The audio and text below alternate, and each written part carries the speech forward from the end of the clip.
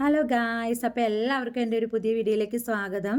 ഇന്ന് ഞാനിവിടെ പറയാൻ പോകുന്ന വിഷയം എന്ന് പറഞ്ഞിട്ടുണ്ടെങ്കിൽ ഏറെക്കുറെ എല്ലാവർക്കും ഉപകാരപ്രദമാകുന്ന ഒരു വീഡിയോ ആണെന്ന് ഞാൻ വിചാരിക്കുന്നു. കാരണം എന്തെന്ന് വെച്ചിട്ടുണ്ടെങ്കിൽ നമ്മൾ ഇതിന് മുന്നേ ചെയ്ത വീഡിയോസൊക്കെ Kerala PSC staff nurse grade 2ൻ്റെ അപ്പോയിൻമെൻറ്റ് ലെറ്റർ, അഡ്വൈസ് ലെറ്റർ, അതേപോലെ തന്നെ എങ്ങനെ നമുക്ക് അപ്പോയിൻമെൻറ്റ് ആകുന്നത് എങ്ങനെയാണ്, അതേപോലെ നമ്മൾ ജോയിൻ ചെയ്യുന്നത് എങ്ങനെയാണ്, അപ്പോൾ അതിൻ്റെ നടപടിക്രമങ്ങൾ എന്തൊക്കെയാണ്, നമ്മൾ എവിടെയാണ് പോകേണ്ടത്, ആദ്യം എവിടെയാണ് പോകേണ്ടത് എന്നൊക്കെയുള്ള വീഡിയോസ് നമ്മൾ കുറേ ചെയ്തിട്ടുണ്ട്.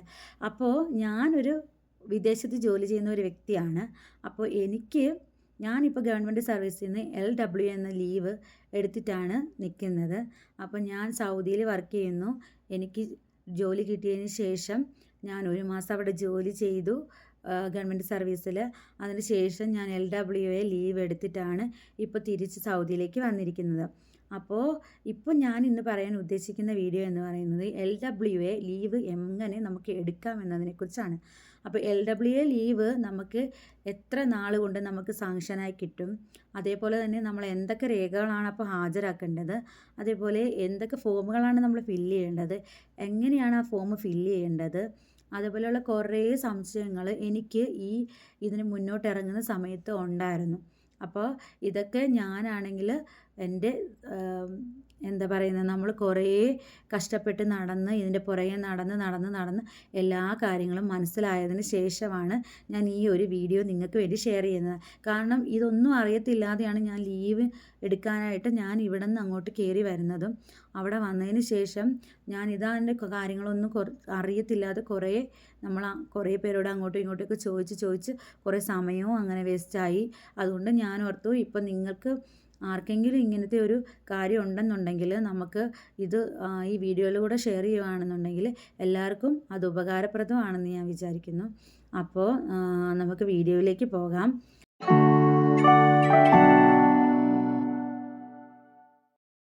അപ്പോൾ ആദ്യമായിട്ട് നമ്മൾ ചെയ്യേണ്ടത് എന്താണെന്ന് വെച്ചിട്ടുണ്ടെങ്കിൽ, നമ്മൾ LWA ലീവ് എടുക്കാൻ ഉദ്ദേശിക്കുന്ന ഒരാളാണെന്നുണ്ടെങ്കിൽ നമ്മളിപ്പോൾ ഗവൺമെൻറ് സർവീസ് വർക്ക് ചെയ്തുകൊണ്ടിരിക്കുന്ന സ്ഥലത്ത് സ്ഥിരമായിട്ട് അവർക്ക് ഒരു ഡിസ്റ്റർബൻസോ കാര്യങ്ങളോ ഉണ്ടാക്കാതെ നമ്മൾ സ്ഥിരമായിട്ട് ജോലിക്ക് പോകുക എന്നുള്ളതാണ് ഫസ്റ്റ് പ്രയോറിറ്റി അവിടെ നമ്മൾ കൊടുക്കേണ്ടത്. ഇപ്പോൾ പുതിയതായിട്ട് ജോയിൻ ചെയ്ത ആൾക്കാർക്കാണ് ഇതുപോലത്തെ പ്രശ്നങ്ങൾ കൂടുതലായിട്ട് വരുന്നത്. കാരണം ഇപ്പം നമ്മൾ വിദേശത്ത് ജോലി ചെയ്യുന്ന ഒരാൾ പെട്ടെന്നൊരു അപ്പോയിൻമെൻറ്റ് വന്നു, പെട്ടെന്ന് ഇവിടെ നിന്ന് ലീവ് എടുത്ത് അവിടെ ചെന്നിട്ട് പെട്ടെന്ന് നമ്മൾ ജോയിൻ ചെയ്തിട്ട് നമ്മൾ ലീവ് എടുക്കാനാണെന്ന് പറയുമ്പോഴത്തേന് അവിടെയുള്ള ഉദ്യോഗസ്ഥർക്ക് വരെ നമ്മളൊരു ഇഷ്ടക്കേട് കാണിക്കും. കാരണം എന്താണെന്ന് വെച്ചിട്ടുണ്ടെങ്കിൽ, നമ്മൾ ഇപ്പോൾ അവിടെ നിന്ന് ലീവ് എടുത്തിട്ട് നമ്മൾ തിരിച്ചു പോന്നു കഴിയുമ്പോഴേക്കും അവർക്ക് പുതിയൊരാളെ കിട്ടാൻ വേണ്ടി അടുത്ത PSCയുടെ ഇത് വരണം, അഡ്വൈസ് വരണം, അപ്പോയിൻമെൻറ്റ് വരണം. അങ്ങനെയാണ് അടുത്ത ഒരാളെ കിട്ടണത്.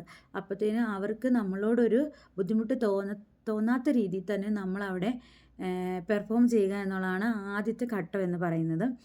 അതിനുശേഷം നമ്മൾ എന്താ ചെയ്യേണ്ടതെന്ന് വെച്ചാൽ, ലീവ് അപ്പം നമ്മൾ ജോയിൻ ചെയ്യുമ്പോൾ തന്നെ പറയുമല്ലോ ലീവിന് നമ്മൾ അപ്ലൈ ചെയ്യാനായിട്ട് ഉദ്ദേശിക്കുന്നുണ്ട്, അല്ലെങ്കിൽ നമ്മളിപ്പോൾ വിദേശത്ത് ജോലി ചെയ്യുന്നുണ്ട്, ഇല്ലെങ്കിൽ ഇപ്പോൾ നമ്മൾ തുടർച്ചയായിട്ട് നമ്മൾ ഗവൺമെൻറ് സർവീസ് ജോലി ചെയ്യുന്ന ഒരാളാണെങ്കിൽ വിദേശത്ത് പോകാൻ ഉദ്ദേശിക്കുന്ന ഒരാളാണെങ്കിൽ പോലും നമ്മൾ അവരോടത് ആ മെസ്സേജ് ഇത് ചെയ്യണം, ഇൻഫർമേഷൻ കൊടുത്തിരിക്കണം. കാരണം നമ്മൾ ഇന്ന ലീവിന് പോകാൻ ഉദ്ദേശിക്കുന്നുണ്ടോ എന്നുള്ള ഒരു ഇൻഫർമേഷൻ കൊടുക്കുക. അതേപോലെ തന്നെ അവർ തുടർന്നുള്ള ദിവസങ്ങളിലുള്ള ഡ്യൂട്ടി ഇടുന്നതൊക്കെ നമ്മൾ കറക്റ്റായിട്ട് പോകുക. അതിന് ശേഷം നമ്മൾ എന്താ ചെയ്യേണ്ടതെന്ന് വെച്ചിട്ടുണ്ടെങ്കിൽ, നമ്മുടെ KSR റൂൾ പ്രകാരമാണ് നമ്മൾക്ക് 5 വർഷത്തേന് വിദേശത്ത് ജോലി ചെയ്യുന്നതിന് വേണ്ടിയിട്ടുള്ള ലീവ് നമുക്ക് കിട്ടുന്നത്. അപ്പോൾ അതനുസരിച്ച് നമുക്ക് ഇപ്പോൾ സ്ഥിരമായിട്ട് അവിടെ ഗവൺമെൻറ് സർവീസ് ജോലി ചെയ്യുന്ന ഒരാളാണെങ്കിൽ അപ്പോൾ അവരിപ്പോൾ ഇൻ്റർവ്യൂസൊക്കെ അറ്റൻഡ് ചെയ്തു, അവർ എല്ലാം റെഡിയായി ഇരിക്കുന്ന ഘട്ടത്തിൽ മാത്രമേ നമ്മൾ ലീവിന് അപ്ലൈ ചെയ്യാൻ പാടുള്ളൂ. കാരണം ഒരു മാസം മുന്നേ അല്ലെങ്കിൽ 1-1.5 മാസം മുന്നേ നമ്മൾ ലീവിന് അപ്ലൈ ചെയ്യാൻ പാടുള്ളൂ. കാരണം എന്താണെന്ന് വെച്ചിട്ടുണ്ടെങ്കിൽ, ഇവരിവിടെ നമ്മുടെ ഇപ്പോൾ വിദേശത്ത് ജോലി ചെയ്യുന്നതിന് ആവശ്യമായിട്ടാണ് നമ്മൾ LWA ലീവ് എടുക്കുന്നത്. അപ്പോൾ അതിനായിട്ടുള്ള രേഖകൾ ഹാജരാക്കുന്നതിൻ്റെ കൂടെ നമ്മുടെ അവിടുത്തെ ഇപ്പോൾ സൗദിയിലാണ് അല്ലെങ്കിൽ നമ്മൾ വേറെ ഒരു രാജ്യത്താണ്, അപ്പോൾ അവിടുത്തെ കോൺട്രാക്റ്റ് ലെറ്റർ അവർ ഹാജരാക്കാൻ നമ്മളോട് പറയും. അല്ലെങ്കിൽ നമ്മുടെ കോൺട്രാക്റ്റിൻ്റെ എന്തെങ്കിലും ഒരു പ്രൂഫ്, അത്രയും നാൾ നമ്മളവിടെ ജോലി ചെയ്യണം എന്നുള്ള ഇതിൻ്റെ ഒരു പ്രൂഫ് നമ്മൾ എപ്പോഴും കയ്യിലുണ്ടായിരിക്കണം. അപ്പോൾ അതുകൊണ്ടാണ് പറയുന്നത്, ഇപ്പോൾ നാട്ടിൽ ജോലി ചെയ്തുകൊണ്ടിരിക്കുന്ന ആൾക്കാരാണെങ്കിൽ എല്ലാം കഴിഞ്ഞിട്ട് നമ്മുടെ ഒരു കോൺട്രാക്റ്റ് ലെറ്ററോ അല്ലെങ്കിൽ ഒരു ഓഫർ ലെറ്ററോ വന്നതിന് ശേഷം, ആദ്യമേ നമുക്കറിയാം ഇൻ്റർവ്യൂ അറ്റൻഡ് ചെയ്ത് കഴിയുമ്പോഴേ നമുക്കൊരു ഓഫർ ലെറ്റർ കിട്ടും. ആ ഓഫർ ലെറ്റർ കയ്യിൽ കിട്ടിയതിന് ശേഷം മാത്രമേ നമ്മൾ ലീവിന് അപ്ലൈ ചെയ്യാൻ പാടുള്ളൂ. അപ്പോൾ നമ്മൾ ഇതിനകത്ത് പറയുന്നത് കുറച്ച് പേപ്പേഴ്സ് ഉണ്ട് നമ്മൾ ഫില്ല് ചെയ്ത് നമ്മുടെ ഹോസ്പിറ്റലിൽ കൊടുക്കേണ്ട ഒരു 7 പേപ്പറുകളുണ്ട്. ആ പേപ്പറിനെ കുറിച്ചാണ് നമ്മൾ ആദ്യമായിട്ട് ഞാനിപ്പോൾ പറയാൻ പോകുന്നത്. അപ്പോൾ എങ്ങനെയാണ് ഈ പേപ്പർ ഫില്ല് ചെയ്യേണ്ടത് എന്നൊക്കെയുള്ള കുറേ പേർക്ക് കുറേ സംശയങ്ങളൊക്കെ കാണും. അപ്പോൾ അതിനെക്കുറിച്ചാണ് ഞാൻ പറയുന്നത്. ഇതാണ് നമ്മുടെ ആപ്ലിക്കേഷൻ ഫോം എന്ന് പറയുന്നത്. ഇതിനകത്ത് ഒരു ഫോം നമ്പർ 13 എന്നാണ് പറയുന്നത്. ഫോം നമ്പർ 13 7 പേജസ് ഉണ്ട്. അതിനകത്ത് ഫസ്റ്റ് പേജ് എന്ന് പറയുന്ന ആപ്ലിക്കേഷൻ ഫോർ ലീവ് എന്ന് പറയുന്ന പോർഷനാണ് ഒന്നാമത്തെ പേജ്. അപ്പോൾ ഇതിനകത്ത് എന്താണെന്ന് വെച്ചിട്ടുണ്ടെങ്കിൽ നമ്മൾ ഓരോന്നായിട്ട് നിങ്ങൾക്ക് ഞാൻ പറഞ്ഞു തരാം. Item 1 to 13 must be filled in by all applicants whether gazetted or non-gazetted. നമ്മളിപ്പോൾ അപ്ലൈ ചെയ്യുന്ന വ്യക്തി ഈ ഐറ്റം 1 തൊട്ട് 13 വരെയുള്ള ഭാഗങ്ങൾ കറക്റ്റായിട്ട് പൂരിപ്പിക്കണമെന്നാണ് അവർ പറയുന്നത്. ഒന്നാമത്തെ നെയിം ഓഫ് ദ ആപ്ലിക്കൻ്റ്. ഞാൻ എൻ്റെ ഈ ആപ്ലിക്കേഷൻ വെച്ചിട്ടാണ് ഞാനിത് പറഞ്ഞു തരുന്നത്. അപ്പോൾ നമ്മൾ ഇപ്പോൾ ഹോസ്പിറ്റലിൽ ജോയിൻ ചെയ്തു, അതിനുശേഷം അല്ലെങ്കിൽ തുടർച്ചയായി ജോലി ചെയ്തുകൊണ്ടിരിക്കുന്ന ഒരാളാണ് എന്നുണ്ടെങ്കിൽ നമുക്ക് ഈ LWA ലീവ് ആവശ്യമുണ്ടെന്നുണ്ടെങ്കിൽ നമ്മൾ ആദ്യം ചെയ്യേണ്ട കാര്യം, ഈ ഫോമിൻ്റെ 7 പേപ്പറുണ്ട്, അതിൻ്റെ 4 സെറ്റ് നമ്മൾ കോപ്പി എടുത്ത് കയ്യിൽ വെക്കുക. ബ്ലാങ്ക് ആയിട്ടുള്ള 4 സെറ്റ് എടുത്ത് കയ്യിൽ വെക്കുക. എന്നിട്ട് ഈ 4 സെറ്റ് നമ്മൾ പൂരിപ്പിക്കുക. അതിൽ ഒന്നാമത്തെ സെറ്റിൻ്റെ ഒരു സെറ്റാണ് ഞാൻ ഈ കാണിക്കുന്നത്. ഇതേപോലത്തെ 4 സെറ്റ് നമ്മുടെ കയ്യിലുണ്ടായിരിക്കണം. ഇത് കൂടാതെ നമ്മുടെ ഈ 3 സെറ്റും കൂടെ ഉണ്ടായിരിക്കണം. അതെന്തിനാണെന്ന് ഞാനിപ്പോൾ ഈ വീഡിയോ തുടർന്ന് കൊണ്ടുപോകുന്ന കണ്ടിന്യൂസ് ആയിട്ട് പോകുമ്പോൾ തന്നെ ഞാൻ പറഞ്ഞു തരാം എന്തിനു വേണ്ടിയിട്ടാണെന്നുള്ളത്. അപ്പം നമ്മൾ ഫില്ല് ചെയ്യുമ്പോൾ നെയിം ഓഫ് ദ ആപ്ലിക്കൻ്റ് എൻ്റെ വെച്ചിട്ടാണ് ഞാൻ പറഞ്ഞു തരുന്നത്. എൻ്റെ പേര് അശ്വതി സജീവ് എന്നാണ്. അപ്പോൾ നെയിം ഓഫ് ദ ആപ്ലിക്കൻ്റ് എഴുതി, അതേപോലെ ഡേറ്റ് ഓഫ് ബർത്ത് എന്താണെന്ന് എഴുതുക. പോസ്റ്റ് ഹെൽഡ്, എനിക്ക് സ്റ്റാഫ് നഴ്സ് ഗ്രേഡ് 2 ആണ് കിട്ടിയത്, അപ്പോൾ സ്റ്റാഫ് നഴ്സ് ഗ്രേഡ് 2 എന്ന് വെച്ചു. ഡിപ്പാർട്ട്മെൻറ്റ്, ഓഫീസ് ആൻഡ് സെക്ഷൻ, അതിനകത്ത് നമ്മൾ വരുന്നത് ഹെൽത്ത് സർവീസാണ് ഡിപ്പാർട്ട്മെൻറ്റ് വരുന്നത്. ഓഫീസ് ആൻഡ് സെക്ഷൻ എന്ന് പറഞ്ഞാൽ നമ്മുടെ ഹോസ്പിറ്റലിൻ്റെ പേരാണ് അവിടെ കൊടുക്കേണ്ടത്. അവിടുത്തെ ഹോസ്പിറ്റലിൻ്റെ പേരും അഡ്രസ്സും ആണ് അവിടെ കൊടുക്കേണ്ടത്. അതുപോലെ pay and scale of pay എന്ന് പറഞ്ഞാൽ, സ്കെയിൽ ഓഫ് പേ എന്ന് പറഞ്ഞാൽ നമ്മൾ അപ്പോയിൻമെൻറ്റ് ലെറ്റർ അല്ലെങ്കിൽ അഡ്വൈസ് ലെറ്റർ നമ്മൾ കണ്ടായിരുന്നു. സ്റ്റാഫ് നഴ്സ് ഗ്രേഡ് 2-നുള്ള സ്കെയിൽ ഓഫ് പേ എന്ന് വെച്ചാൽ 39,300 to 83,000, അതാണ് സ്കെയിൽ ഓഫ് പേ എന്ന് പറഞ്ഞാൽ. എന്നാൽ പേ എന്ന് പറഞ്ഞാൽ നമുക്ക് ആദ്യമേ കിട്ടുന്ന ആ സാലറിയുടെ ഒരു മാസത്തിൽ കിട്ടുന്ന സാലറിയുടെ ഒരു സാലറി, ഫിക്സഡ് സാലറിയാണ് അതിനകത്ത് പറയുന്നത്. അത് നമ്മൾ കയറുമ്പോൾ തന്നെ നമുക്ക് കിട്ടുന്ന സാലറി എന്ന് പറഞ്ഞാൽ ഈ സ്കെയിൽ ഓഫ് പേയുടെ കൊടുത്തിരിക്കുന്ന ആദ്യത്തെ ഇത് ആയിരിക്കും. ഫ്രം ആൻഡ് ടു കൊടുത്തില്ല, ആ ഫ്രം വെച്ചിട്ടുള്ളതാണ്. 39,300 രൂപയാണ് എൻ്റെ പേ എന്ന് പറഞ്ഞാൽ. എന്നാൽ സ്കെയിൽ ഓഫ് പേ എന്ന് പറഞ്ഞാൽ 39,300 to 83,000. മനസ്സിലായെന്ന് ഞാൻ വിചാരിക്കുന്നു. അപ്പം അതാണ് അവിടെ പറയുന്നത്. അടുത്തത് date of entry in service, നമ്മൾ ജോയിൻ ചെയ്ത ഡേറ്റാണ് അവിടെ എഴുതേണ്ടത്. Date of commencement of continuous service, അതും ജോയിൻ ചെയ്ത ഡേറ്റ് മുതലാണ് നമ്മൾ കണ്ടിന്യൂസ് ആയിട്ട് വർക്ക് ചെയ്യാൻ തുടങ്ങിയത്, അതാണ് അവിടെ എഴുതേണ്ടത്. അടുത്തതെന്ന് പറഞ്ഞാൽ അഡ്രസ് ഡ്യൂറിങ് ലീവ് എന്ന് പറഞ്ഞാൽ നമ്മുടെ പെർമനൻ്റ് അഡ്രസ്സാണ് നമ്മളവിടെ എഴുതേണ്ടത്. അതേപോലെ house rent allowance, conveyance allowance or other compensatory allowance drawn in the present post. നമുക്ക് എന്തെങ്കിലും അലവൻസുകൾ കിട്ടിയിട്ടുണ്ടോ, നമ്മൾ ഇപ്പോൾ സ്ഥിരമായിട്ട് ജോലി ചെയ്യുന്ന ആൾക്കാരാണെങ്കിൽ അവർക്ക് കിട്ടുന്നുണ്ടോ, അത് ഇപ്പോൾ ഞാൻ ജോയിൻ ചെയ്തതേ ഉള്ളൂ അപ്പോൾ എനിക്കില്ല. അതേപോലെ സ്റ്റാഫ് നഴ്സ് ഗ്രേഡ് 2-ന് ഹൗസിംഗ് അലവൻസ് അധികമൊന്നും ചില ഇതിൽ മാത്രമേ ഉള്ളൂ നമുക്ക് ഹൗസിംഗ് അലവൻസ് ഉള്ളൂ. അപ്പം അത് ഉണ്ടോ ഇല്ലയോ എന്നുള്ളത് ഞാനിവിടെ നോ കൊടുത്തു. അതേപോലെ തന്നെ nature and period of leave applied four and date from which the same is required. അതെന്ന് പറഞ്ഞാൽ നമ്മൾ ഏത് ലീവിനാണ് അപ്ലൈ ചെയ്യുന്നത്, അതാണ് LWA എന്ന് പറയുന്നത്. എത്ര വർഷത്തേക്കാണ്, for 5 years ഫ്രം ഇന്ന ഡേറ്റ് ടു ഇന്ന ഡേറ്റ്. നമുക്ക് എന്ന് തൊട്ടാണ് ലീവ് വേണ്ടത്, എന്ന് വരെയാണ് ലീവ് വേണ്ടത്, അതാണ് ഇതിനകത്ത് വരുന്നത്. അടുത്തത് holidays if any proposal to be prefixed or suffixes to set leave. അതെന്ന് വെച്ചാൽ നമ്മൾ ഹോളിഡേയ്സ് ഇതിൻ്റെ കൂട്ടത്തിൽ കൂട്ടിയിട്ടുണ്ടോ എന്നുള്ളതാണ്, അത് നോ ആയിരിക്കണം. അതേപോലെ തന്നെ purpose for which the leave is applied for, എന്ന് പറയുന്നതിൽ അബ്രോഡ് ജോബ് എന്നെഴുതുക.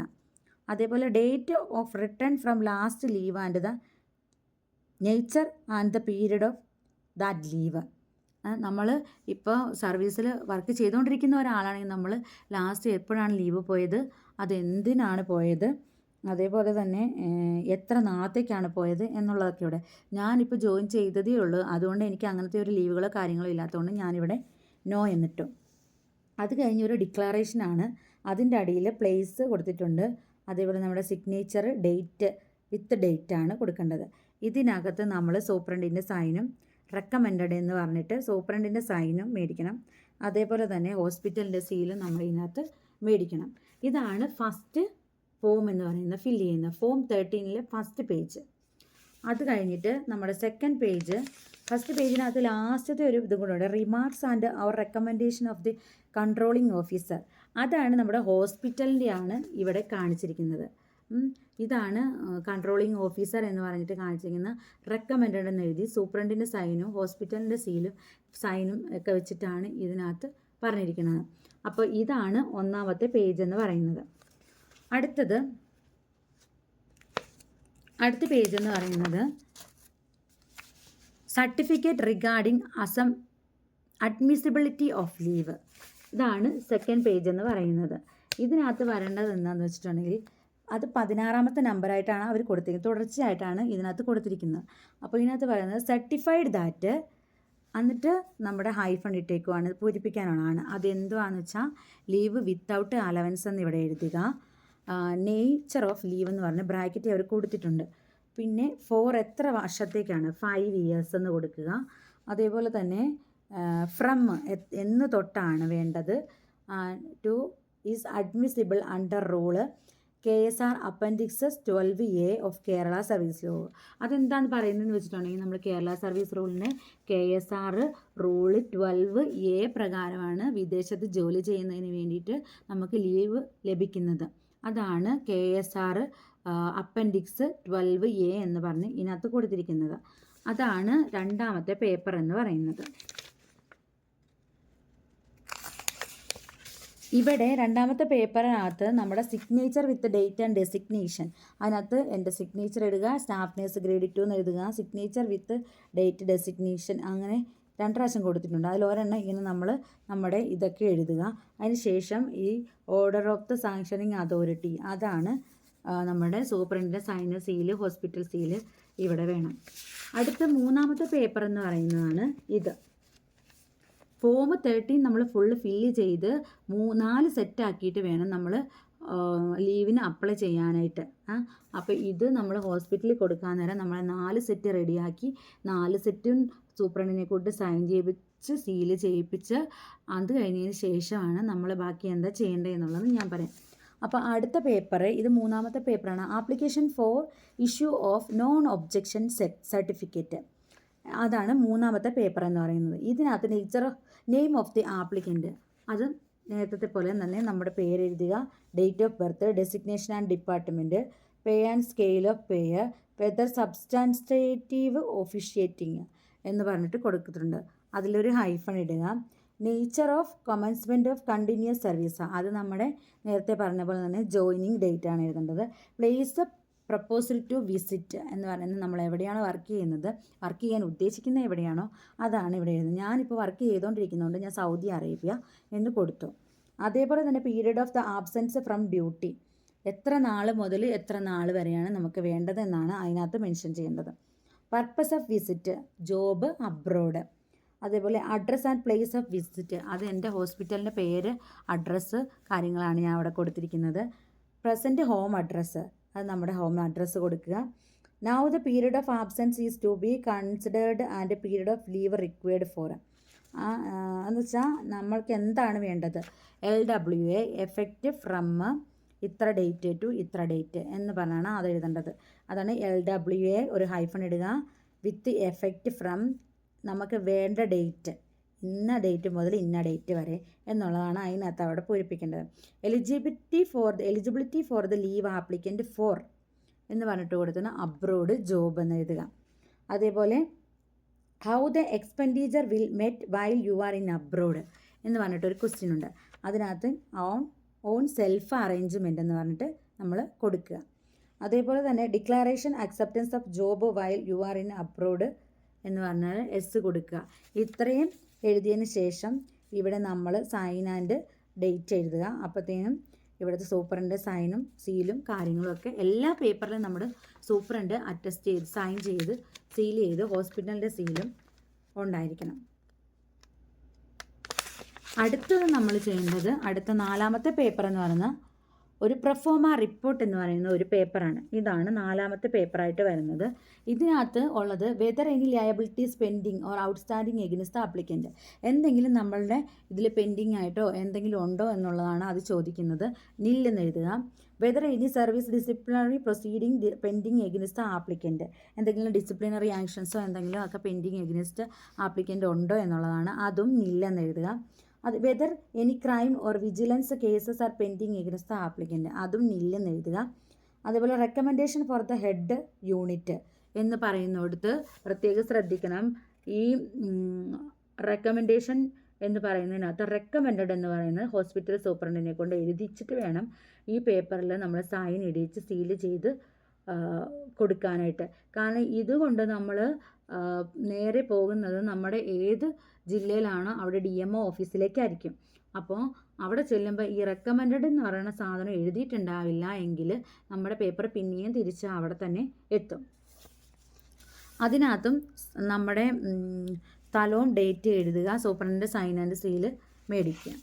അതേപോലെ അത് കഴിഞ്ഞിട്ടുള്ള അടുത്ത പേപ്പർ എന്ന് പറയുന്ന 5ാമത്തതാണ് proforma to be appended when proposals for sanction the leave without allowance is forwarded to government എന്ന് പറഞ്ഞിട്ട് ഒരു പേപ്പറാണ്. ഇതാണ് അടുത്ത 5th പേപ്പർ എന്ന് പറയുന്നത്. ഇതിനകത്ത് name and designation of the applicant, നമ്മുടെ പേര്, staff nurse grade 2, institution in which the applicant is working, നമ്മുടെ ഹോസ്പിറ്റലിൻ്റെ പേരാണ് അതിനകത്ത് വരേണ്ടത്. Date from which leave is required എന്ന് പറയുന്നത്. ഇപ്പം നമ്മൾ പുതിയതായിട്ട് ജോയിൻ ചെയ്യുന്ന ഒരാളാണെങ്കിൽ നമ്മൾ പ്രത്യേകം ശ്രദ്ധിക്കണം. ഡേറ്റ് ഇടുമ്പോൾ നമ്മൾ ഇപ്പോൾ ജോയിൻ ചെയ്ത് ഒരു 3 മാസം കയറ്റിയിട്ടുള്ള ഡേറ്റ് ഇടാൻ പറ്റത്തുള്ളൂ. അങ്ങനെ ഇട്ടെങ്കിൽ മാത്രമേ നമുക്ക് ലീവ് സാങ്ഷനായിട്ട് കിട്ടത്തുള്ളൂ. പിന്നെ അല്ലാതെ ഇരിക്കുന്ന ഒരു കണ്ടിന്യൂസ് വർക്ക് ചെയ്യുന്ന ഒരാളാണെന്നുണ്ടെങ്കിൽ നമുക്ക് ലീവ് എപ്പോൾ വേണമെന്നുണ്ടെങ്കിലും സാങ്ഷനാക്കി നമുക്ക് എടുക്കാം. കാരണം 3 മാസത്തെ പ്രൊബേഷൻ എങ്കിലും വേണമെന്നാണ് നമ്മുടെ റൂള്. പക്ഷേ ഇപ്പോഴത്തെ റൂളുകൾ അനുസരിച്ച് നമുക്ക് 3 മാസം വർക്ക് ചെയ്തില്ല എങ്കിലും ലീവ് കിട്ടും എന്നാണ് ഞാൻ പറഞ്ഞത്. പക്ഷെ നമ്മൾ ലീവ് ഇടുമ്പോൾ ഒരു 3 മാസത്തെ ഡേറ്റ് കയറ്റിയിട്ട് വേണം ഇടാൻ എന്ന് മാത്രം. അതേപോലെ തന്നെ അടുത്തതെന്ന് പറഞ്ഞാൽ duration of leave 5 years from ഇന്ന ഡേറ്റ് ടു ഇന്ന ഡേറ്റ്. അടുത്തത് purpose of leave applied for abroad job എന്ന് മെൻഷൻ ചെയ്യുക. അത് whether the appointment of the applicant is regular, yes എന്ന് പറഞ്ഞെഴുതുക. അതേപോലെ total period of regular service put in by the applicant in department on the date of application and the date from which the continuous service begins in the department. അപ്പോൾ ഇതെന്താണെന്ന് വെച്ചിട്ടുണ്ടെങ്കിൽ നമ്മളിപ്പോൾ ലീവിന് apply ചെയ്യുന്ന date വരേക്കും നമ്മൾ join ചെയ്ത date മുതൽ അപ്ലൈ ചെയ്യുന്ന ഡേറ്റ് വരെ ഇന്ന ദിവസം തൊട്ട് ഇന്ന ദിവസം വരെ വേണമെന്ന് നമ്മൾ പറയുന്നത്. ആ ഒരു ഡേറ്റ് എത്ര ഡേയ്സ് വരും അതാണ് ഇവിടെ കാൽക്കുലേറ്റ് ചെയ്ത് എഴുതേണ്ടത്. Whether there is any disciplinary action pending, അതിന് നിൽ എന്ന് കൊടുക്കുക. Whether there is any bonded obligation or contract obligation, അതും നോ എന്ന് കൊടുക്കുക. Whether there is any liability outstanding, no എന്ന് കൊടുക്കുക ഓർ നിൽ എന്ന് കൊടുക്കുക. Whether the applicant has been sanctioned leave for same purpose earlier and if so to furnish the details therefor. എന്ന് വെച്ചാൽ ഇതിന് മുന്നേ ആപ്ലിക്കൻറ്റിന് എന്തെങ്കിലും ഇതേപോലത്തെ ലീവുകൾ കിട്ടിയിട്ടുണ്ടോ എന്നുള്ളതാണ്. അപ്പോൾ അത് ഇവിടെ മെൻഷൻ ചെയ്യുക നോ. വെദർ ഉണ്ടെന്നുണ്ടെങ്കിൽ നമ്മളിവിടെ ഇത് ചെയ്യണം. കാരണം നമ്മൾ LWA ഒരു വർഷത്തേക്ക് എടുത്തിട്ടുണ്ടെന്ന് വെച്ചോ, ബാക്കി ഒരു 4 വർഷം നമുക്ക് എടുക്കാനുണ്ട്. അപ്പോൾ ഒരു വർഷത്തേക്ക് നേരത്തെ എടുത്തിട്ടുണ്ടെങ്കിൽ ഇത് എന്ത് ലീവാണ് എടുത്തിരിക്കുന്നത്, അപ്പോൾ എത്ര നാളത്തേക്കാണ് എടുത്തിരിക്കുന്നത് എന്നൊക്കെ ഡീറ്റെയിൽസ് ഇവിടെ കൊടുക്കണം. എനിക്കില്ലാത്തത് കൊണ്ട് ഞാൻ നോ എന്ന് കൊടുത്തേക്കുന്നു. അടുത്തത് whether the applicant has been sanctioned LWA earlier for any other purposes, no എന്ന് കൊടുക്കുക. Whether any relaxation of rule necessary to sanction the leave, no. അടുത്തത് whether you are convinced that suitable substitute are easily available and if so whether a live list of candidate for appointment is available with PSC. Yes അതിനകത്ത് കൊടുക്കേണ്ടത് yes PSC list available എന്ന് പറഞ്ഞിട്ട് കൊടുക്കുക. അടുത്തത് whether leave is recommended or not, അതിനകത്ത് yes recommended എന്ന് എഴുതുക. The leave address of the applicant in India, അത് നമ്മുടെ പെർമനൻ്റ് ആയിട്ടുള്ള അഡ്രസ്സ് അവിടെ മെൻഷൻ ചെയ്യുക. Any other relevant point to be brought to the notice of the government, അതിനകത്ത് നില്ല അല്ലെങ്കിൽ ഒരു ഹൈഫണോ ഇടുക. ഈ ഒരു പേപ്പറിൽ സൂപ്രണ്ടിൻ്റെ sign and seal, hospital seal വേണം. ഇത് 5ാമത്തെ പേപ്പറാണ്. അടുത്ത 6ാമത്തെ പേപ്പർ എന്ന് പറയുന്നത് ഒരു ഡിക്ലാറേഷനാണ്. അതിനകത്ത് I എന്ന് പറയുന്നിടത്ത് നമ്മുടെ നെയിം എഴുതുക. Staff grade 2 do hereby declare that I shall abide by conditions stipulated in GO number 274/70 pin dated 29/4/1970 in case the leave applied for the sanction എന്ന് പറഞ്ഞിട്ടുണ്ട്. അതിനകത്ത് പ്ലേസ് ആൻഡ് ഡേറ്റ് കൊടുക്കുക, നമ്മുടെ name, നമ്മുടെ staff nurse grade 2 എന്നുള്ള designation, signature, hospital സൂപ്രണ്ടിൻ്റെ signature. അപ്പോൾ ഇതിൻ്റെ അടിയിലായിട്ടൊരു certificate എന്ന് പറഞ്ഞിട്ടുള്ള ഭാഗത്ത് ഹോസ്പിറ്റൽ സൂപ്രണ്ടിൻ്റെ സിഗ്നേച്ചർ വേണം. ഇതിൻ്റെ അടിയിലായിട്ട് ആ സർട്ടിഫിക്കറ്റിൻ്റെ ഭാഗത്ത് നമ്മുടെ പേര് നമ്മൾ മെൻഷൻ ചെയ്യാനായിട്ട് മറക്കരുത്. ഇതാണ് അടുത്ത പേപ്പർ. നമുക്ക് നോക്കാം. ഇതാണ് ഡിക്ലാറേഷൻ. അടുത്തൊരു declaration, appendix 12A, 12B, 12C of Kerala service rule. Than application for leave without allowance for a period of എത്രയാണെന്ന് എഴുതുക, 5 years and years with effect from ഇന്ന ദിവസം ടു ഇന്ന date and is being submitted by me. In this connection I Aswathy Sajeev hereby declare as follows എന്ന് പറഞ്ഞിട്ട് കുറേ കാര്യങ്ങളുണ്ട്.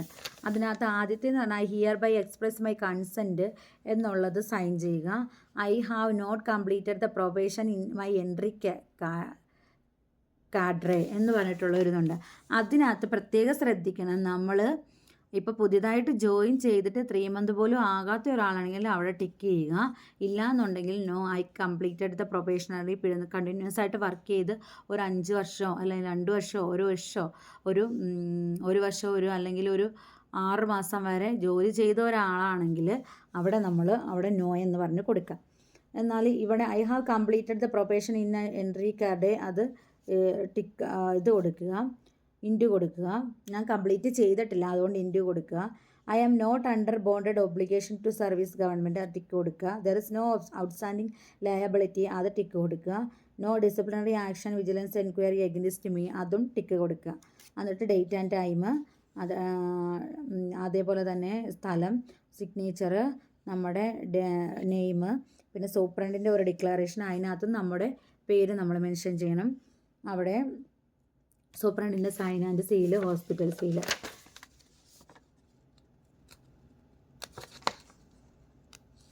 അപ്പോൾ ഇതൊക്കെ നിങ്ങൾക്ക് എല്ലാവർക്കും മനസ്സിലായെന്ന് ഞാൻ വിചാരിക്കുന്നു.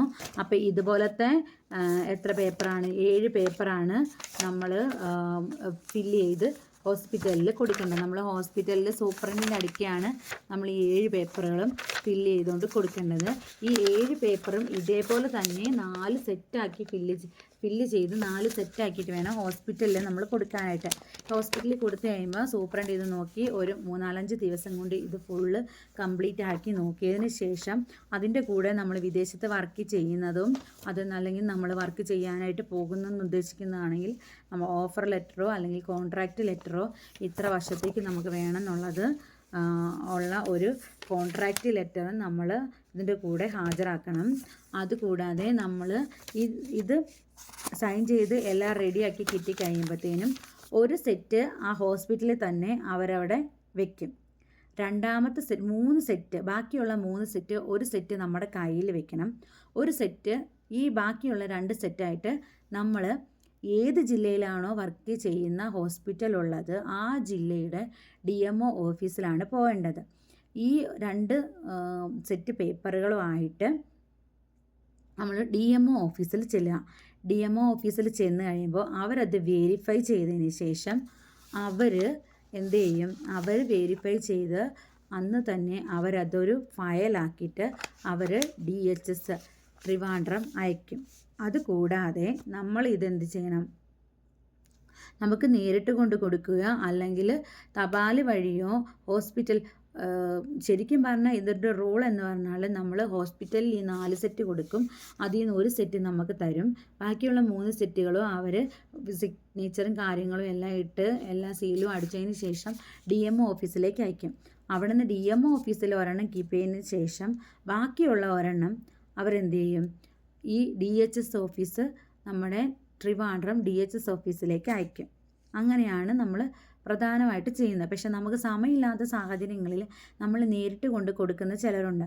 അപ്പോൾ ഞാനൊക്കെ ഇത് നേരിട്ട് കൊണ്ട് കൊടുത്ത ആളാണ്. കാരണം നമുക്ക് ഇത് നോക്കിയിരിക്കാനുള്ള സമയമോ കാര്യങ്ങളോ ഒന്നും ഉണ്ടായില്ല.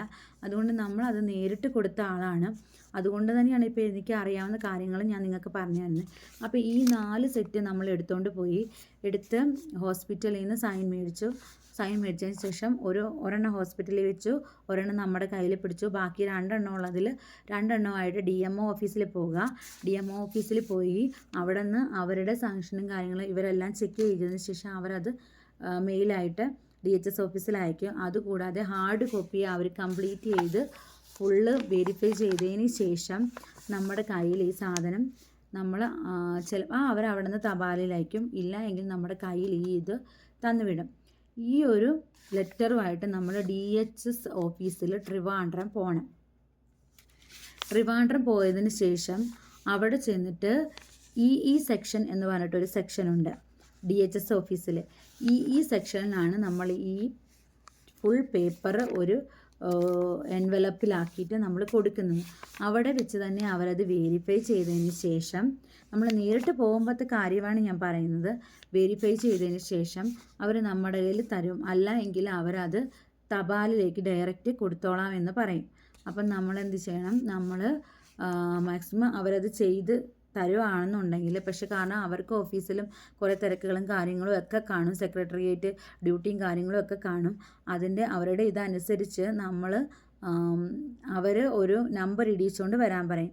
അത് നമ്മൾ തപാലിൽ കൊടുക്കുക. തപാലിൽ ചെന്ന് നമ്പർ ഇട്ടതിന് ശേഷം അത് 1 ദിവസം അല്ലെങ്കിൽ 2 ദിവസത്തിനകം തിരിച്ച് പിന്നെയും ഈ സെക്ഷനിലേക്ക് വരും. ഈ സെക്ഷനിലേക്ക് വന്നതിന് ശേഷം ഈ ഫയല് പിന്നെ പോകുന്നത് ഈ സെക്ഷനിലുള്ള കുറേ വ്യക്തികളുടെ കയ്യിൽ അവർ വെരിഫൈ ചെയ്തതിന് ശേഷം നമ്മളത് തപാലിലേക്ക് പിന്നെ അയക്കും. തപാലിൽ അയച്ച് പിന്നെ വിജിലൻസിനാണ് ഈ പേപ്പർ കൈമാറുന്നത്.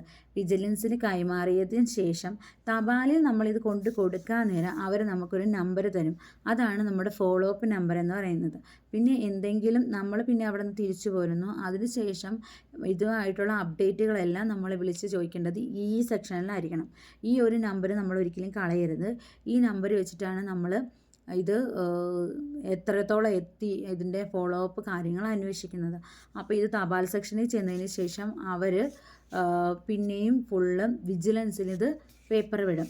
ഈ വിജിലൻസ് ഇത് ഫുള്ള് അന്വേഷിച്ചതിന് ശേഷം, വിജിലൻസ് എങ്ങനെയാണ് അന്വേഷിക്കുന്നതെന്ന് വെച്ചിട്ടുണ്ടെങ്കിൽ, നമ്മൾ ഏതെങ്കിലും ജില്ലയിൽ എല്ലാ ജില്ലയിലുള്ള വിജിലൻസ് ഡിപ്പാർട്ട്മെൻറ്റിലും നമ്മുടെ ഈ രേഖകളും കാര്യങ്ങളും എല്ലാം ചെയ്യുന്നതിന് ശേഷം അവർ നമ്മുടെ ഇതൊക്കെ വെരിഫൈ ചെയ്തതിന് ശേഷം നമ്മളേതെങ്കിലും കേസിലോ കാര്യങ്ങളിലോ ഉൾപ്പെട്ടിട്ടുണ്ടോ എന്നുള്ളതെല്ലാം കഴിഞ്ഞതിന് ശേഷം അത് തിരിച്ച് തപാലിൽ വരും. തപാലിൽ നിന്ന് പിന്നെ തിരിച്ച് ഈ സെക്ഷനിലേക്ക് വീണ്ടും ചെല്ലും. ഈ സെക്ഷനിലേക്ക് ചെല്ലുന്ന നമ്മുടെ ഈ ഫയല് വീണ്ടും അവിടെ ഇരിക്കുന്ന 5 or 6 ആൾക്കാർ നമ്മുടെ ഈ ഫയൽ പിന്നെയും വെരിഫൈ ചെയ്തതിന് ശേഷമാണ് അസിസ്റ്റൻ്റ് DHSൻ്റെ കയ്യിലേക്ക് നമ്മുടെ ഈ ഫയൽ എത്തുന്നത്. ആ ഫയൽ എത്തിക്കഴിഞ്ഞാൽ നമുക്ക് ചെല്ലാനടയ്ക്കാനുള്ള ഈ വെരിഫിക്കേഷനും എല്ലാം കഴിഞ്ഞ് കഴിയുമ്പോൾ നമുക്ക് ചെല്ലാനടയ്ക്കാനുള്ള ഇത് നമ്മുടെ DMO ഓഫീസിൽ നിന്നും നമുക്ക് ഇത് കിട്ടും, ഇൻഫർമേഷൻ കിട്ടും. കാരണം ഈ ഫയല് വിജിലൻസിൽ പോയിട്ട് തിരിച്ച് ഈ സെക്ഷനിലേക്ക് വരുമ്പോൾ അവർ ഈ സെക്ഷനിൽ നിന്നുള്ള ആൾക്കാർ നമുക്ക് നമ്മുടെ ഏത് DMOയിലാണോ ആ DMO ഓഫീസിലേക്ക് ഇൻഫർമേഷൻ കൊടുക്കും. ഇന്നയാളുടെ ഇനിയൊരു ഫയല് നമുക്കിവിടെ എത്തിയിട്ടുണ്ട്, അതിൻ്റെ ഇതെല്ലാം കഴിഞ്ഞു, അപ്പോൾ തന്നെ നമ്മൾ അസിസ്റ്റൻറ്റ് DHSൻ്റെ അടുക്ക വെച്ചിരിക്കുകയാണ്. അപ്പോൾ നമ്മളത് ചെല്ലാനടയ്ക്കാൻ എന്ന് പറഞ്ഞിട്ടുള്ളൊരു ഇത് വരും. അപ്പം നമ്മൾ എന്ത് ചെയ്യണമെന്ന് വെച്ചാൽ, ചെല്ലാനടയ്ക്കാൻ നമുക്ക് ഈ ട്രഷറിയുടെ ഇത് വഴി, ഒഫീഷ്യൽ വെബ്സൈറ്റ് വഴി നമുക്ക് വേണമെങ്കിൽ ചെല്ലാനടയ്ക്കാം. അതുകൂടാതെ നമ്മൾ തിരുവനന്തപുരത്തുള്ള ട്രഷറി ഓഫീസിൽ പോയിട്ട് നമുക്ക് ചെല്ലാൻ അടയ്ക്കാം. 10,000 റുപ്പീസാണ് നമ്മളതിന് ചെല്ലാനായിട്ട് അടയ്ക്കേണ്ടി വരുന്നത്. ഈ ചെല്ലാൻ അടച്ച് അതിൻ്റെ റെസിപ്റ്റ് നമ്മുടെ കയ്യിൽ വെക്കുക. ചെല്ലാൻ അടച്ചതിന് ശേഷം നമ്മൾ ഇൻഫർമേഷൻ കൊടുക്കുക നമ്മൾ ചെല്ലാൻ അടച്ചു എന്നുള്ളത്. അതിനുശേഷം അടച്ചു കഴിയുമ്പോഴത്തേനും ഈ ഫയൽ പിന്നെ DHSൻ്റെ അടുത്തെത്തും. DHSും കൂടെ ഫുള്ള് വെരിഫൈ ചെയ്തതിന് ശേഷം നമുക്ക് ഒരു റിലീവിങ് ഓർഡർ പോലെ നമുക്ക് ഒരു റിലീവിങ് ലെറ്റർ കിട്ടും. അത് റിലീവിങ് ലെറ്റർ അല്ല, ഒരു ഓർഡർ ലെറ്റർ കിട്ടും. റിലീവിങ് ഓർഡർ പോലത്തെ ഒരു ഓർഡർ കിട്ടും. ആ ഓർഡർ നമ്മുടെ DMO ഓഫീസിലേക്ക് അയക്കും. അവിടെ നിന്നാണ് നമ്മുടെ ലീവ് സാങ്ഷനായി എന്നുള്ള ഒരു അറിയിപ്പ് ഹോസ്പിറ്റലിലേക്ക് കിട്ടും. അങ്ങനെയാണ് നമ്മൾ ഈ ലീവ് സാങ്ഷനായി കഴിഞ്ഞതിന് ശേഷം DMO ഓഫീസിൽ പോവുക. DMO ഓഫീസിൽ പോയി ഈ സാങ്ഷനായ പേപ്പർ മേടിച്ചതിന് ശേഷം നമ്മൾ ഹോസ്പിറ്റലിൽ പിറ്റേ ദിവസവും ജോലിക്ക് വരിക എന്നുള്ളത് പ്രധാനപ്പെട്ട ഒരു കാര്യമാണ്. അതെന്താണെന്ന് വെച്ചിട്ടുണ്ടെങ്കിൽ നമ്മളെ ഡ്യൂട്ടിയിൽ നിന്ന് റിലീവ് ചെയ്യുന്ന ആ ഡേറ്റ് നമുക്ക് ഡ്യൂട്ടി ഉണ്ടായിരിക്കണം. ഡ്യൂട്ടി കഴിഞ്ഞതിന് ശേഷം ഡ്യൂട്ടി അവേഴ്സ് കഴിഞ്ഞതിന് ശേഷമാണ് നമ്മൾ റിലീവിങ് ഓർഡർ സൂപ്രണ്ടിൻ്റെ കയ്യിൽ നിന്ന് കൈപ്പറ്റിയതിന് ശേഷം തിരിച്ച് നമ്മൾ ലീവ് സാങ്ഷനായ ലെറ്ററുമായിട്ട് ഒരിക്കലും ലീവ് സാങ്ഷൻ ആകാതെ നമ്മൾ ഇപ്പോൾ വിദേശത്ത് ജോലി ചെയ്തുകൊണ്ടിരുന്ന ഒരാളാണെങ്കിൽ തിരിച്ച് അവിടെ നിന്ന് ലീവ് എടുത്തിട്ട് നമ്മളിവിടെ വന്ന് ലീവ് സാങ്ഷൻ ആക്കാൻ വേണ്ടി നോക്കി ലീവ് സാങ്ഷൻ ആകാതെ ഒരിക്കലും നമ്മൾ തിരിച്ചു പോകരുത്. കാരണം ഈ റിലീവിങ് ഓർഡർ ഇല്ലാതെ നമ്മൾ ഒരിക്കലും തിരിച്ചു പോകാൻ പാടില്ല. അങ്ങനെ ആണ് നമുക്ക് ഈ ലെറ്റർ കൈപ്പറ്റിയതിന് ശേഷം മാത്രമാണ് നമുക്ക് റിലീവ് ആകുന്നത്, നമ്മൾ ഡ്യൂട്ടിയിൽ നിന്ന് റിലീവ് ആകുന്നത്. അന്നേ ദിവസം നമ്മൾ ജോലി ചെയ്യുക. ആ ദിവസം ഡ്യൂട്ടി അവസാനിച്ച് സൈൻ ചെയ്ത് റിലീവ്ഡ് എന്ന് പറഞ്ഞ് രജിസ്റ്ററിൽ സൈൻ ചെയ്ത് നമുക്ക് റിലീവിങ് ഓർഡർ വാങ്ങിച്ചെങ്കിൽ മാത്രമേ ഉള്ളൂ നമ്മുടെ ഡ്യൂട്ടിയിൽ നിന്ന് റിലീവായി എന്ന് നമുക്ക് പറയാൻ സാധിക്കത്തുള്ളൂ. ഇനി ഇതിന് എത്ര നാൾ താമസം എടുക്കുമെന്ന് വെച്ചിട്ടുണ്ടെങ്കിൽ മാക്സിമം ഇതിനെടുക്കുന്ന ഡേറ്റ് എന്ന് പറഞ്ഞാൽ ഒരു 30 to 40 days ആണ് നമുക്ക് ഇതിന് വേണ്ടിയിട്ട് വേണ്ടത്. അപ്പോൾ ഇപ്പോൾ വിദേശത്ത് ജോലി ചെയ്ത് ഒരു പുതിയ അഡ്വൈസ് വന്ന ഒരാളാണെങ്കിൽ നമുക്ക് ഈ ലീവ് എടുക്കണം എന്നുണ്ടെങ്കിൽ നമ്മൾ ഇപ്പം ഇവിടെ വന്നിട്ട് ലീവ് എടുക്കുക എന്നുള്ള ഒരു ഉദ്ദേശം ഉണ്ടെന്നുണ്ടെങ്കിൽ, ജോയിൻ ചെയ്ത് ലീവ് എടുക്കുക എന്നുള്ള ഉദ്ദേശം ഉണ്ടെങ്കിൽ ഒരു 40-45 ദിവസത്തെ ലീവിനെങ്കിലും നമ്മൾ വരേണ്ടി വരും. അങ്ങനെയാണ് ഇപ്പം ഇത്രയൊക്കെയാണ് നമുക്ക് ഇപ്പോൾ ലീവിനെക്കുറിച്ച് പറയാനുള്ളത്. അപ്പോൾ ഫോം ഫില്ല് ചെയ്യുന്ന കാര്യത്തിലാണ് ഏറ്റവും എല്ലാവർക്കും സംശയമുള്ള കാര്യം. അപ്പോൾ അതെല്ലാം എല്ലാവർക്കും മനസ്സിലായെന്ന് വിചാരിക്കുന്നു. എൻ്റെ ഈ വീഡിയോ കുറേ നീണ്ടു പോയെന്ന് എനിക്കറിയാം. പക്ഷേ നമ്മളിപ്പോൾ 2-3 വീഡിയോ ആയിട്ട് അപ്ലോഡ് ചെയ്യുകയാണെന്നുണ്ടെങ്കിൽ എന്ന് വെച്ചാൽ കുറേ ആൾക്കാർക്കൊക്കെ ഇത് മിസ്സാകും. അപ്പോൾ ഈ ഒരു വീഡിയോ കണ്ടു കഴിഞ്ഞാൽ തന്നെ എല്ലാവർക്കും ഇത് മനസ്സിലാകും എന്നുണ്ടെന്നുണ്ടെങ്കിൽ അങ്ങനെ ഉപകാരം ആകട്ടെ എന്നോർത്താണ് ഞാൻ ഈ വീഡിയോ ചെയ്തത്. ബോറടിപ്പിച്ചിട്ടുണ്ടെങ്കിൽ ക്ഷമിക്കുക. അപ്പോൾ എല്ലാവരും ഇങ്ങനെ, കാരണം ഞാൻ ഇതിന് വേണ്ടിയിട്ട് കുറേ നടന്ന് ബുദ്ധിമുട്ടിയ ഒരാളാണ്. അതുകൊണ്ടാണ് എല്ലാവർക്കും ഇതൊന്ന് പറഞ്ഞു തരണമെന്ന് വിചാരിച്ചാണ് ഞാൻ ഈ വീഡിയോ തുടങ്ങി വെച്ചത്. അപ്പോൾ എല്ലാവർക്കും ഇത് മനസ്സിലായെന്ന് വിചാരിക്കുന്നു. ഒരിക്കൽ കൂടി പറയുന്നു, എൻ്റെ ചാനൽ ആദ്യമായിട്ട് കാണുന്നവരാണെങ്കിൽ ഒന്ന് സബ്സ്ക്രൈബ് ചെയ്യുക. അതേപോലെ തന്നെ നമ്മുടെ ഈ വീഡിയോസ് ഇഷ്ടമായിട്ടുണ്ടെന്നുണ്ടെങ്കിൽ, നിങ്ങൾക്ക് ഉപകാരം ആകുമെന്നുണ്ടെങ്കിൽ നിങ്ങളൊന്ന് ലൈക്ക് ചെയ്യുക, ഷെയർ ചെയ്യുക. അപ്പോൾ പുതിയൊരു വീഡിയോയിലായിട്ട് നമുക്ക് വീണ്ടും കാണാം. Okay, bye bye.